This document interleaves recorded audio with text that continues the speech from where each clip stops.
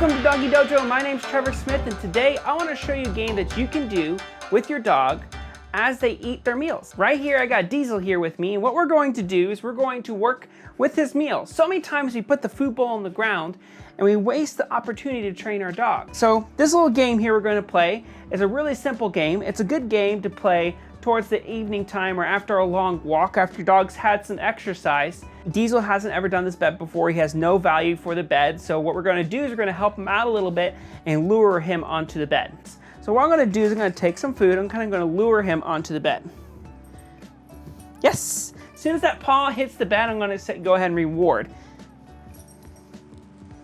Yes, there we go. We got all four on. Tail's kind of hanging off a little bit there, but that's okay. Yes! If he maintains on the bed and doesn't jump right off, he's going to get another handful of food. Yes! There we go. Very nice. This bed, we're going to work on a duration, distraction, then distance. And what's going to happen is we're going to first work on duration. So when he stays on here for more than 5 seconds, we're going to say yes, and then reward. See, every piece of this kibble is something that you could ask your dog for. There's a lot of training opportunity right here in this bowl that we just waste when we put it on the ground. Right now, he seems pretty happy. He's not upset that I'm putting the bowl in my hand and not giving him directly to it. Our dogs aren't going to get mad about us using their food to train. Dogs come from wolves, and wolves had to hunt for their food. Now, I'm not saying your dog has to go hunt for their food, but they're very intelligent creatures that can understand how important it is to train for it. So what we're going to do now is we're going to add a little bit of distraction by adding some movement. I'm not going to move away from the bed. I'm just going to only move around the bed here. I'm going to go to the other side here and see what happens. Yes, there we go. Good. Go back to the other side here. Just a little mild distraction's all you need. You don't need something very exciting. You don't have to throw a toy on the ground or throw this whole pile of kibble all over the floor. He's like, it's like, please don't do that. And finally, we have distance. Distance, we're going to go ahead and take a step away and a step back. And there we go. Yes, there's a good boy.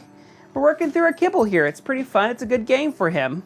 Take a step away, wait for a second, come back and reward.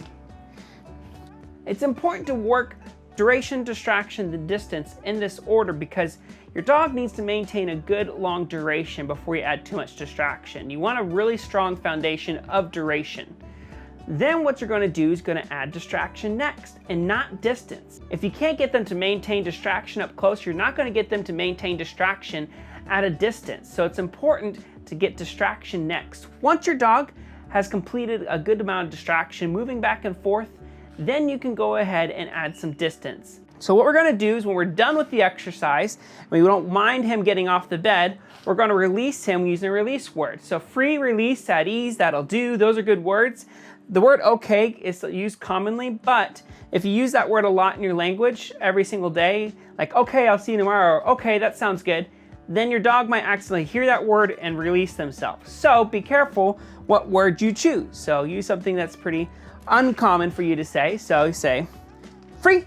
My first level I want to aim for with this exercise is 1 to 2 minutes from 1 to 2 feet away with little to no distraction. Now, as you can see, Diesel's having fun here, working for his food, and we're using a great opportunity of his mealtime to train him a very important behavior, which is to settle and to relax. So many times when we train our dogs, we're asking them to do active things. So anytime we bring out a food or a reward, our dog kind of starts going nuts and going, what do you want me to do next? What do you want me to do next? What do you want me to do next? Sometimes the next thing I want you to do is to settle down. You want to make sure to balance your dog's behaviors with active behaviors and passive behaviors so that your dog has a good balanced response. Thanks again for watching here on the Doggie Dojo. If you have any questions, go ahead and leave a comment down below. If you learned something new or interesting, give this video a thumbs up. And if you haven't discovered the path to life with your dog, go ahead and subscribe today. And as always, have some fun with your dog.